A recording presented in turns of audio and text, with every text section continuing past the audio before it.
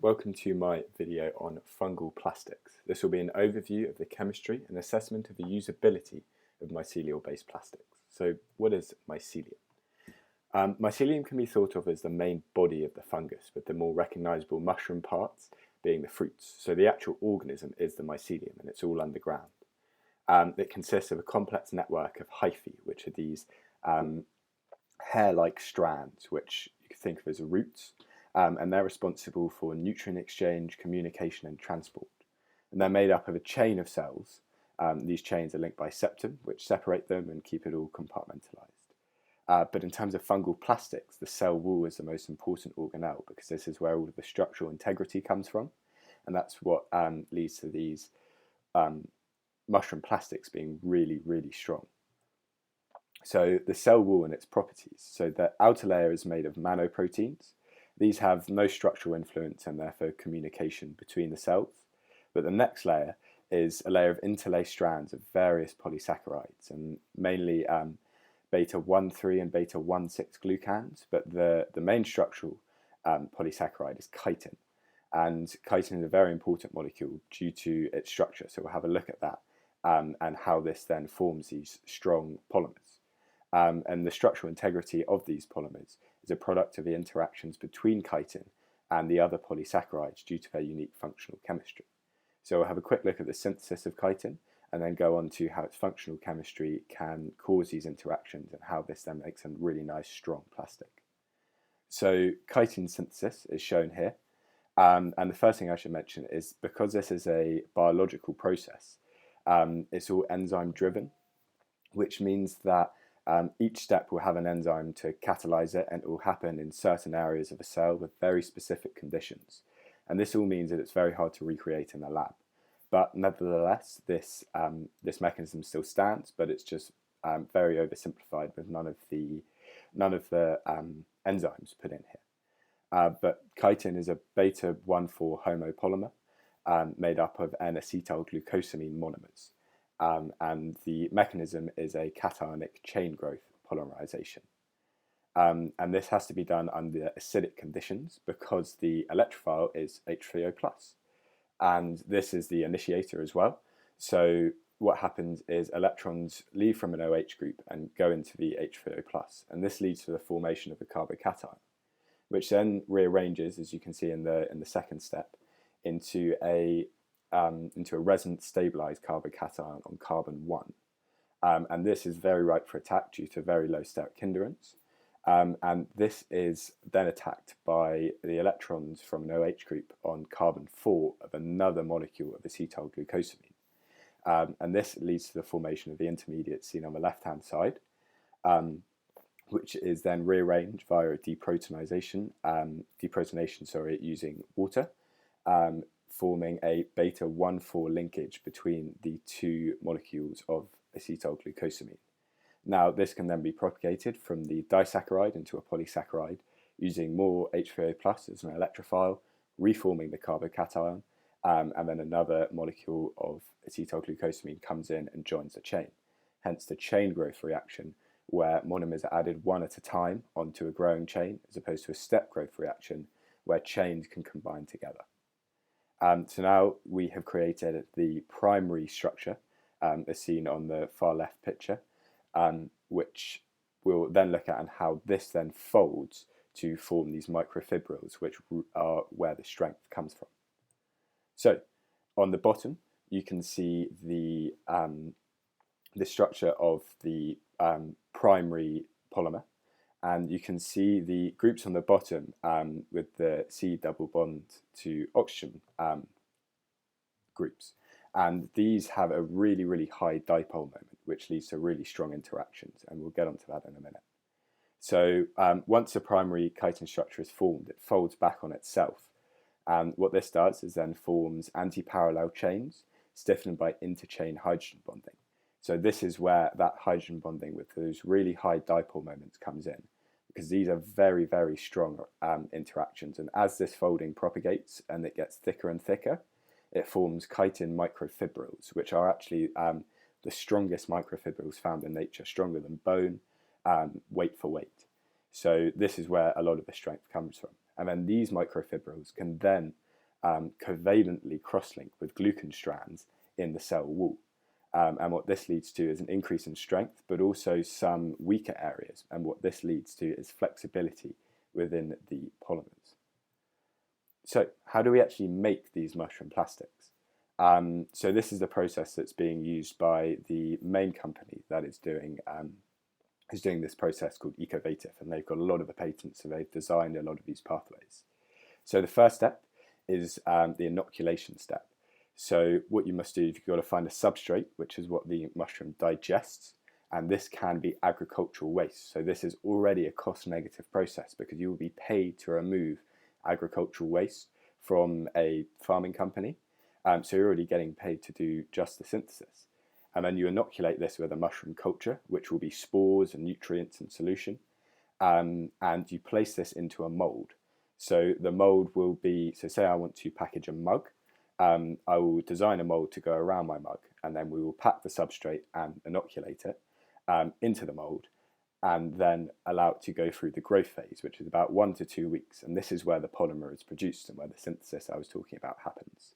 And what happens here is you end up with a mycelial network grown around the substrate in the mold. And this integrated network is really, really strong as it's penetrated into the substrate and holds it all together. And then what you do next is you'll heat up this network, and this kills all of the fungal cells, because then your packaging won't be growing while you're selling it. That wouldn't be so good. So you heat that, and that leads to a dead mycelial network integrated into the substrate, and this is known in the industry as the mycelial foam. And then this can simply be demolded. So you take it out of the mold, and it's ready to use. So I can package up my mug, put it in a box, and send it off to the consumer. And that's its product cycle. So the consumer will receive the mug in its packaging, take the mug out, use it, and then instead of having styrofoam packaging, which you would then have to recycle, what you can do is literally just throw this into the garden onto a compost heap, and it will be decomposed within 45 days, which is a whole lot quicker than the proposed bioplastics, which is just modifying petrochemical plastics. And this is also a circular process because this decomposed mushroom material could then be used as potential fertilizer in farming, and this then forms agricultural waste, which can then feed back into the cycle. So it's a really, really interesting way of integrating the circular economy into something which has really not been circular in the past, of single-use plastic. So the next step is we're going to have a quick look at the benefits of these mushroom plastics and then have a look at the costs. So like I mentioned, it uses agricultural waste, so it's upcycling waste material, which is a really, really important thing in the current world. This is a cost-negative process, like I said, so you're paid to take away this material. There's no energy-hungry processing steps. There's just one heating step to kill those mushroom cells. And what this leads to is that the whole process uses 12% of the energy required for traditional petrochemical plastic production. So it's a huge decrease in carbon emissions, up to 90%, which is really, really powerful. And plastics are grown in situ, so there's a very small area needed for production. So there's no huge plants like the one shown on the bottom left. These can be grown in warehouses, barns, and much more easy to integrate into modern life, as opposed to these huge stainless, very ugly plants which have huge amounts of emissions and a huge footprint on the land. And there's no byproducts, as everything that goes in actually is used in the product. You don't have to do any extraction steps, no development steps, no functionalization steps, as it's all grown in situ, and the mushroom does all of the work for you, which is a really, really novel thing. So that's really great, and it's, like I said, it's biodegradable in 45 days with no microplastics left behind, which has been the case for some of the modified the modified petrochemical ones. So that's a really, really great thing for the environment. And properties are tunable as well. So instead of having to change using plasticizers and things, properties are tunable by just changing the substrate or the species. So you can change the substrate, which is what it grows into, So you could use a harder substrate, meaning the mushroom will have to grow more hardy to digest it, which will lead to much harder plastics. Or you can change the species of the mushroom you use, because each species will have a slightly different composition within the cell wall. And you could choose a species with potentially less chitin, so you have less of that hydrogen bonding, which then leads to a more flexible microfibril network. So then you end up with much more flexible plastic. So whatever application you're wanting to do, you can tune the properties, which is a really, really great thing. And this tuning comes with very little environmental damage. And it actually has a higher resistance to compression than EPS foam, so that's polyurethane foam. So this means that you could use less of it, you can save weight, which would save energy during transportation. So it's a really, really exciting thing with lots and lots of benefits. But there are also some negatives. So due to the rapid biodegradation within 45 days, it can't really be used as long-term structural plastic. So if you wanted to make a plastic water bottle or a chair or something out of mushrooms, it would start biodegrading in situ. So that's not ideal. But like I said, it's a very, very new industry. So there may well be ways of halting this or delaying the biodegradation. But right now, it's actually okay just if we use this to replace single-use plastics, even just in packaging. It would be a huge win for the environment, and it would be really, really great to see a decrease in long-lasting single-use plastics and being able to just put these in the compost and they biodegrade and actually increase soil health. It's relatively expensive at the moment, but this will decrease with wider adoption because it's only one company, like I said, called Ecovative that do this at the moment. And they essentially have a monopoly on the market, which means that they can put their prices at whatever they want. But once more competition starts coming in, then prices will start to lower and it'll be a much more affordable way for companies to package their goods. This may sound like a slightly weird one, but the word fungal may be slightly off-putting. It's quite like nuclear. If you think of nuclear power, lots of people who don't know the ins and outs of it just think of nuclear bombs and are quite put off by the idea. And similar with fungal, if you hear the word fungus, you might think of this poor grasshopper who's been infected with a cordyceps mushroom. But obviously that won't happen. But there may have to be some sort of marketing pitch or rebranding to improve the image of this packaging. It has a higher water absorption than EPS foam and a lower flexibility than EPS foam. So it does fall down in some ways, but there are definitely applications where this won't matter so much.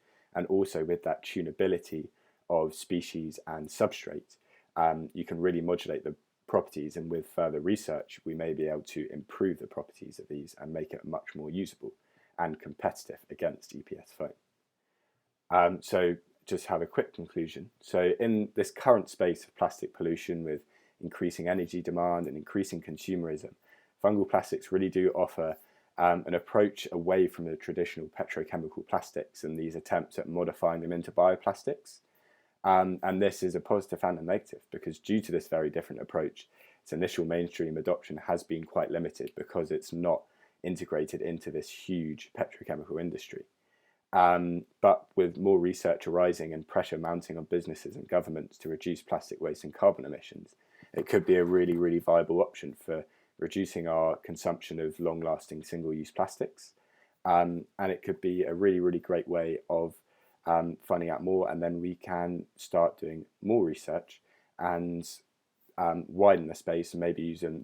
I know there's possibilities of using them as building materials because they're very great thermal insulators due to air pockets and sound deadening as well. So there's lots and lots of space for development in the field. And I think it's just something that's very exciting and hasn't really been reported on. So thank you very much for watching. I hope you enjoyed. And here is the bibliography.